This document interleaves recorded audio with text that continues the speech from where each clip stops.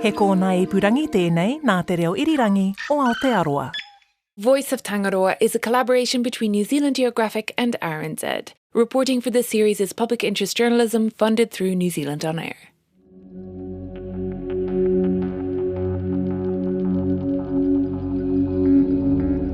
Everything's been, depleted. The only thing that really can survive is the kinnas.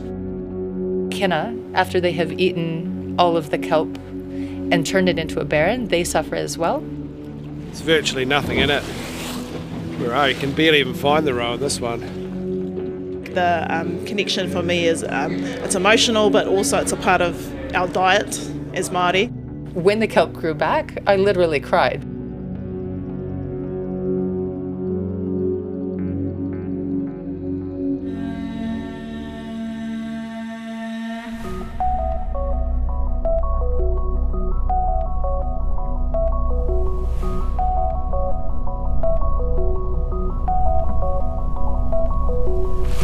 Kia ora anō, nau mai haere mai. Welcome back to Voice of Tangaroa, a collaboration between Our Changing World and New Zealand Geographic. In this series, we explore the state of our oceans and the extraordinary variety of life that calls it home. Ko Kate Evans tēnei, freelance science journalist. Ko Claire Kincananaho, presenter and producer of Our Changing World. In this episode, Kate brings us the complicated and growing problem of kina barrens, where unchecked proliferation of these spiky urchins decimates seaweed or macroalgae habitats. Yeah, you could say that we ate our way into this problem, and I wanted to ask whether we could eat ourselves back out of it. How? We'll get to that. First, we're heading out to sea with fisherman Peter Herbert, known to everyone as Herb. Got your dukkha? Got your kit? It's a calm and sunny morning in the Coromandel. We've anchored off the southeastern tip of Hahei Beach, and as the tinny rocks gently in the small swell, Herb slides off the side. Barely a splash. Herb is a commercial kina fisherman and has been doing this since the early 1990s. He's pretty much the commercial kina fisherman. He owns around 80% of the kina quota in the North Island and leases most of the rest from iwi quota owners. You're only allowed to fish for kina by freediving, so there's no scuba gear here, just snorkel, wetsuit, weight belt, bag to collect the kina, and an odd-looking two-pronged metal claw with a handle. What's the tool called that we've been using? A dukkha, because when you're collecting them, it goes duk, duk, duk, duk, duk, duk, duk, duk. Or in my case, duck, and then I have to swim back up. Normally, Herb dives on healthy reefs where he knows the kina will be full of bright, foamy roe, the animal's eggs or sperm that some people love to eat. But not today. So we're on pretty much a barren. Environmental scientist Johnny Wright is also here diving for kina. The dark patch here with the seaweed is the very top of the reef, and then it's quite a flat reef that goes down to what, kind of 6-7 metres at the deepest. Yeah. So the reef, that we've been fishing off previously is all around this area here, and it's almost completely kind of absent of any kind of macroalgae. So there's a bit of kind of tufting filamentous algae kind of covering the rocks, and bugger all else, to be honest. Not much happening apart from skinny kina. We're floating above a kina barren, an area of the reef where huge numbers of urchins have chomped away the entire kelp forest and now lie in wait, ready to scrape off every new frond that unfurls. They're the destructive agents, but also the victims. In these underwater deserts, urchins can persist for decades in a kind of zombie half-life, eating little and not producing much roe. Later, Johnny pulls one off a healthier area of reef to show me what they should look like. So you can see here some relatively large roe. It bounces around a bit in terms of the colour, but definitely kind of a darker brown, kind of yellow here. Yeah, but it looks in pretty good condition. How big would you say that is, Herb? Oh, that'd probably be maybe a 5%, maybe 5.5%. Yeah. It's certainly at this time of year for us that is actually worth harvesting. It's a decent amount of food in there. Yeah, it's good. Tastes all right. Tastes all right. Do you want to show me Barron's kina for comparison?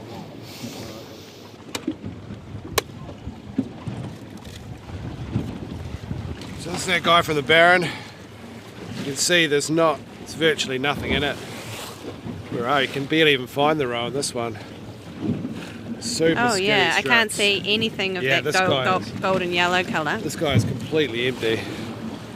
That's what you get, with the Barren urchins. They just, they overrun the place. They consume all the algae in the food, and they effectively, really starve themselves. So there's too many kina, they run out of food, but then they just kind of hang on? Yeah, that's it. Other creatures would die off, but they go into this weird low-energy version of themselves where they're starving, so they barely make any roe, but somehow they continue to exist. And in the last 4 or 5 years, Herb has seen a massive expansion of Kina-barrens in the areas near where he fishes. And divers, fishers and iwi report the same in other parts of the country, from the Bay of Islands to the Marlborough Sounds. And why? Who or what is to blame for this? Well, it's us, because the kina's natural enemies are also our favourite dinner. The reason why we have so many kina is because we have lost a lot of our large predators, so the large snapper, the large crayfish that can predate on them. University of Auckland marine scientist Kelsey Miller has been studying the Kina-barrens in the Hauraki Gulf. We don't know how many kina are out there, or know precisely how far these barrens are spreading, but Kelsey's done some back-of-the-envelope calculations that hint at the scale of the problem. In 2022, University of Auckland master's student Lisa Dartnell mapped the shallow rocky areas around Hauturu o Toi, Little Barrier Island, and estimated there were about 12 million kina across 3 square kilometres of barrens. The amount of kina at Little Barrier in barrens alone is over tenfold the total allowable commercial catch for all of Sur 1B. Sur 1B is an area in the quota management system that stretches from Mangawhai to the Bay of Plenty. And Kelsey is just talking about the kina in barrens around this one tiny island, this little 30-kilometre squared blip on the map in the Hauraki Gulf. If you were to go around the island and cull all of the kina, it would probably take around 15,000 hours, diver hours. Or if you collect them, probably around 30,000 hours. That's insane. Hold on. If you were to do it, one person non-stop, that's 3.4 years. 3.4 years. How did she work that out? The numbers are based on her own experience culling smaller areas of kina. She's been investigating what happens when you remove kina from barrens, which is actually good news. Across the Hauraki Gulf, when we remove kina, macroalgae comes back on its own very fast. So we've removed kina from 4 large areas, so 1.5 to 2 hectares each. And within 2 years, we have almost 45% canopy cover of kelp and fucoids that have come back on their own. So no seeding. We also didn't do any more kina removal. So seeing if these big areas can restrict the kina coming back in. So what we see from this is there is a huge potential for restoration. Well, partially good news. At all 4 of my sites across the Gulf, there is so much commercial and recreational fishing within these sites. And not surprisingly, we haven't seen an increase in large snapper and crayfish. Only 2 sites did we see any crayfish at. And so a lot of people have this idea that when we restore the habitat, we get all of these species back. But unfortunately, they're limited by overfishing rather than habitat. So getting rid of the kina is only part of it. Yeah, but today we're going to park that wider issue of overfishing. Just forget about it? Not forget about it, we can't forget about it, but just shuffle it to the side for now. Instead, we're considering the question, could this environmental problem be turned into an economic opportunity? Could these skinny zombie kina on the Kina-barrens be harvested, fattened up in tanks and sold to a roe-loving East Asian market, making money and helping kelp all at the same time? Johnny Wright works with Envirostrat, who, in collaboration with Ngāti Porou Seafoods and the international startup Kina-nomics, is piloting the Kina-nomics project to test this idea in New Zealand.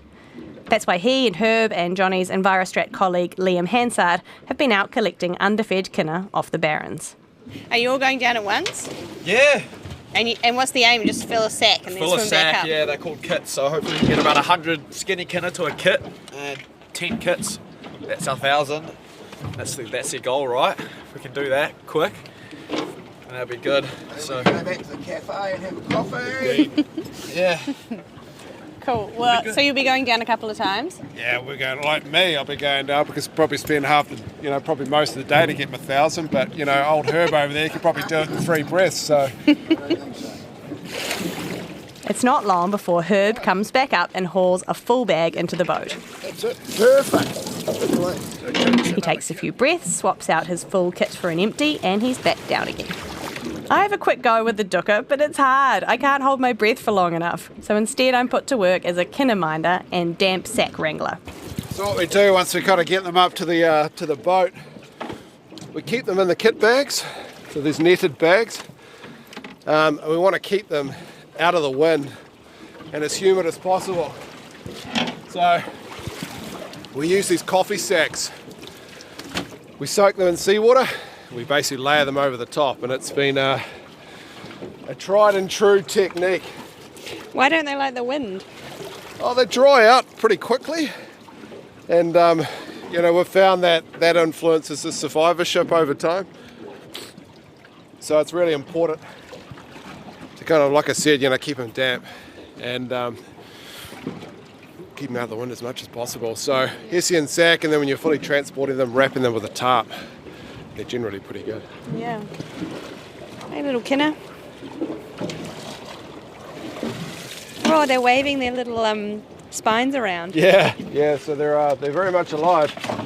Trying to figure out what's going on, but these are, and they're very resilient too. I mean, they'll stay alive for a really long time, which is the beauty of kina. They need to be hardy because their next step is a 10-hour road trip to Wellington to kina fattening camp. Back on land, Johnny fills me in. They'll be enhanced, they'll be fed our Kina-nomics diet over the next 12 weeks, and by the end they'll be nice, plump, juicy kina, ready to taste at our next expert tasting panel. Wait, what's an Kina-nomics diet? A new health fad or something? No, it's a good name though, isn't it? Like Kina-nomics. Anyway, Kina-nomics is the parent company driving this dual idea of restoration and profit, and it's their secret urchin food recipe that the New Zealand kina will be fed. Mostly, they say, this is made from Japanese kombu kelp to appeal to the East Asian palate, where urchin roe is generally called uni, after the Japanese word for it. The taste has been a real problem, so that's what we're looking to resolve, with the Kina-nomics diet. They don't like the taste of our kina. They don't like the taste of our wild-caught kina, which is, it's hard for us to take as New Zealanders, but they've certainly got their own kind of cultural preferences, and they do like a sweeter, more intense uni compared to our, I suppose, relatively bitter, depending on where you get it and depending on what time of the year. Is it to do with the taste of our kelp, our clonia? I think some parts, certainly, it's... that has an impact, but even between males and females. Huh. Oh yeah, because I guess the row of one is sperm and the row of the other one is egg. Yeah, so you have to put them under a microscope to look at the cells to see if they're a boy or a girl, basically. Wow. But often the females are relatively bitter compared to the males. So there's lots of variability. Variability is the only constant in urchins and urchin enhancement. And not just male versus female, but also seasonal changes and differences in roe colour depending on where kina are sourced from. Not ideal when you're developing a commercial product. Chef Makoto Tokuyama of Kokoro Japanese restaurant in Auckland agrees. I caught up with him at the end of one of the tasting sessions. I tried this a lots of times for New Zealand wild kina, but the problem is like the inconsistency of the quality. Yeah. So that it's it's really hard to manage for the restaurant. A kina tasting session? Sounds rowdy there. It's quite an involved process, actually. They gather a panel together to blind taste kina and ask them to make detailed remarks on an 8-page questionnaire. 8 pages? I know. The idea is to make it as objective as you can for something as subjective as taste. And they ask them to mark on the colour and the texture too. The noise in the background is the rest of the panel. There were 3 other Japanese chefs, a Taiwanese Kiwi food exporter, a food critic, a Māori kina lover from Auckland, and Herb's son and business partner, Todd Herbert. Makoto thinks the Kina-nomics-fed kina show promise in terms of consistency, but he'd like them to have a stronger flavour. I'm Japanese, so I have so many uni experience. Uni means kina, so then usually uni should possess more like sweetness, creaminess, richness, and umami. People expect it for kina, so that's why it's like a kina is like a culinary like luxury. So which means like kina must be have like impact. For Anahera Rawari of Ngāti Whātua, the local tester, kina was a big part of her upbringing. I was the little girl who would sit on the boat or on the rocks and kina would just come to me. My cousins were the divers, my dad was the diver, and I suppose it's a nostalgic activity from childhood, but it's maintained itself as a regular feature on our dinner tables since I was a little girl. So I think the connection for me is it's emotional, but also it's a part of our diet as Māori. She thinks the project has got potential and she's a fan of the dual benefits. The sustainability aspect of it is appealing to me, and I think even in terms of Ngāti Porou Seafoods has invested in this partnership, and I sort of think that's such an innovative move for a coastal iwi to do something like that. The tasting panel has been given a short training in advance of this testing. Their palates calibrated to identify astringency, saltiness, sweetness and umami. But when it comes to kina, Anahera knows exactly what she likes. To me, a good kina is, I mean, I'm a bit biased because I feel like I have had the best kina, and those kina are between Coromandel and Northland. Oh yeah, specifically? Specifically for me. I think that's the flavour profile that I like. I always pair myself up with a cousin that likes the yellow ones because I prefer the brown ones, and so that's sort of like the way we divvy up who gets what in a way. I like my kina creamy. I'm not too fussed on the colour, but tend to go towards the browner colour so rather than the bright orange. It's not universal that people prefer the bright orangey ones. Some No, people I like don't the think browner. so. Do you prefer it because you think they taste different, or because I of think how they taste look? different. Yeah. Yep, they taste different to me. I'd always discard the yellow ones and push them to the side for someone else, usually my mum. But I know for the tests that we've done today, the people here preferred the brighter yellow ones, and earlier on our first taste test, it was signified something very different for them in their culture, and that's what the colour was attributed to. Well, that's what they said, is that the colour was attributed to things like gold, which is prosperous and rich, As a symbolic as meaning. a symbolic meaning for different parts of Asia. Did you taste them? Do you like kina? I had actually never tasted them before, so Todd Herbert insisted I give it a go. But I feel scared. So, do I just eat the whole thing? Yeah. Should I chew it? Otherwise, you won't have to too much. Okay. Well, yeah. It's kind of like a mussel. Yeah. So it sort of melts in. Yeah, and there's definitely that ocean taste. Sulfury? Yeah, maybe a little bit of sulphur. It's got quite a long aftertaste, hey? But I don't hate it. No. I thought I would hate it more. It's quite it just tastes like eating the sea. I don't hate it is not really a stunning endorsement, Kate. No, I think it would be different if you had a really strong childhood association with it. But I don't. I didn't eat a lot of kaimoana growing up. I guess I'm not the target market. But high-quality uni, kinaro, can reach more than $300 per kilo in Japan, and the taste for it is growing in other Asian countries such as Korea and Taiwan. So for now, the pilot is focused on that. Can they crack the taste and consistency and make the economics of feeding kina in tanks work? Here's Johnny again. If you can't set up an enhancement operation for a profit, you're never going to get the secondary benefits of kelp restoration or the social benefits and community benefits of new jobs and whatnot. So we really, that's the first hurdle. And the second hurdle, the restoration part, that's not all worked out yet either. For kelp restoration to be effective, we need to be looking to take as many urchins as possible, ideally close to 100%. And that way there's no urchins there to to nibble away on the kelp that comes and recruits into the area and recovers. So, that's a big part of our work program, to understand and develop a protocol where we can be, pragmatic in the removal, because at the end of the day, we need to be removing them in a cost-effective way. We need to pull in the right people into the tent to try and develop that protocol and understand what the best method is. So we don't know that yet, but that's a core piece of our puzzle. And while Kelsey Miller's research has shown the potential benefits of kinna removal, kelp forests, even without those predators, are still really beneficial, because kelps on their own, they are so important for habitat in that three-dimensional structure, for the primary productivity, carbon sequestration, lots of things. it has also underlined the challenges. We spent 450 hours doing these removals. Yeah. So it works out to roughly 50 hours per hectare. She and her colleagues spent those hours scuba diving, armed with hammers and steel pipes, cracking the kinna on the reef, leaving spines and shattered shells in their wake. Oof, that must have been full on. I guess you need permits for that kind of work, and iwi permission, because they are a kai moana taonga as well. Yeah, both. The ka was a joint project with Ngāti Manohiri and carried out with permission of another local iwi, Ngai Tai ki Tamaki. And widespread killing of a taonga kai species like this does sit uneasily with many Māori.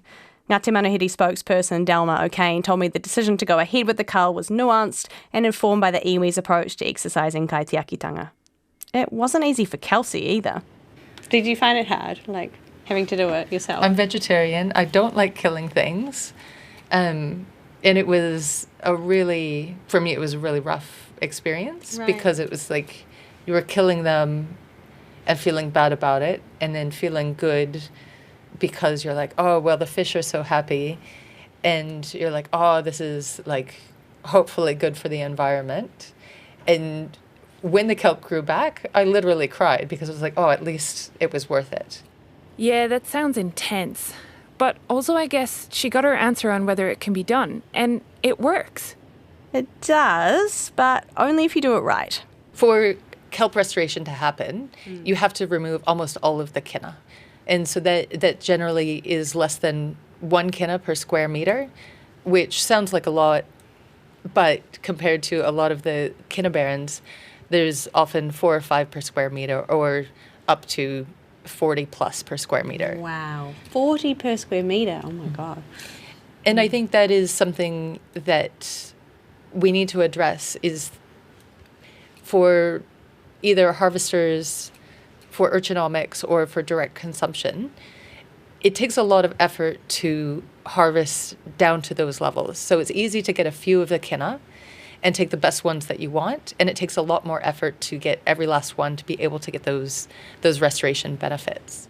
This is where commercial interests might clash with restoration goals, because it's time-consuming and therefore expensive to hunt down the last, say, 10% of kinna.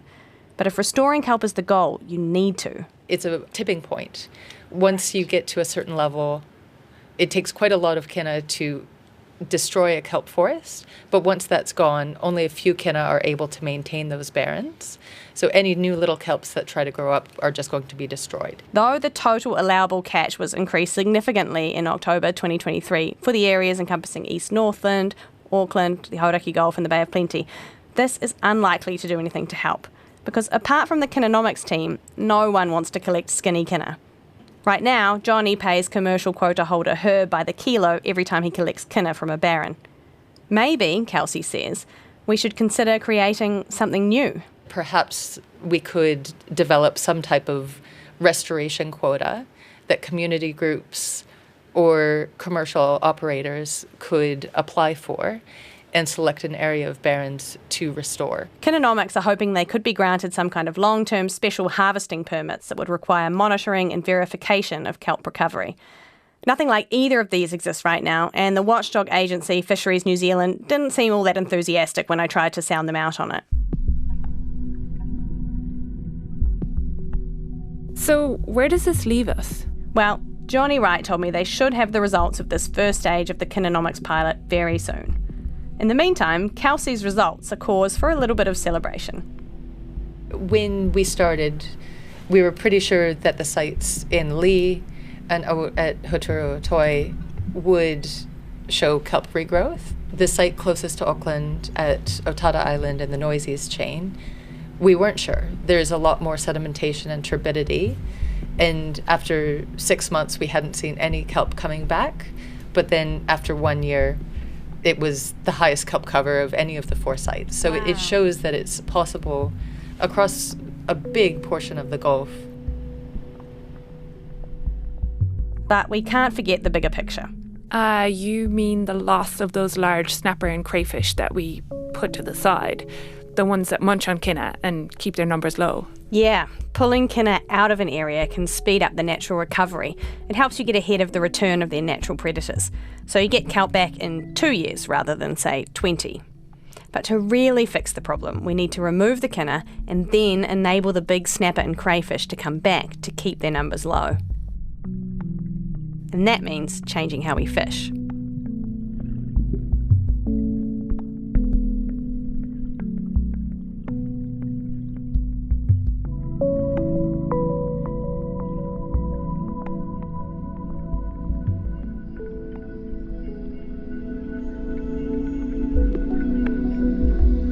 That was science journalist Kate Evans, who researched and reported this story for New Zealand Geographic. She spoke to kina fisherman Peter Herbert and his son Todd Herbert, to Johnny Wright and Liam Hansard of EnviroStrat, Kelsey Miller of the University of Auckland, Makoto Tokuyama of Kokoro Restaurant, and Ngāti Whātua kina lover Anahera Rauri.